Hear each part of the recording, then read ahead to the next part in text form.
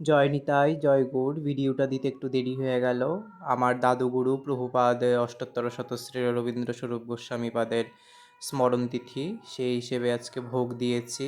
অন্ন, শসা, আলু সেদ্ধ, পটল ভাজা, ধোকা ভাজা, পাঁপড় ভাজা, ধোকা আলুর রসা, শাহি পনির, কাঁচা আম টমেটো দিয়ে চাটনি আর পায়েস। আজকে এই ভোগ দিয়েছি। ভিডিওটা দিতে অনেকটা দেরি হয়ে গেল, তোমরা খারাপ পেও না। এটা দেবী পক্ষের পঞ্চমী তিথির দিন ভোগ হয়েছে।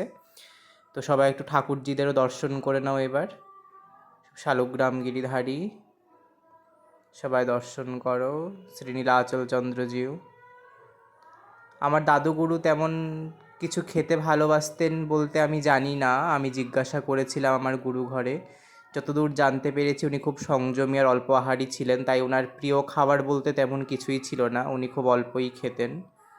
তো সেই হিসাবে ওনার প্রিয় রান্না বা ওনার প্রিয় খাওয়ার কিছু তেমন কিছু দেওয়া যায় না ওনার স্মরণতিথির দিন। ওই যা রান্না হবে তাই ভোগ লাগবে, সেটাই আর কি।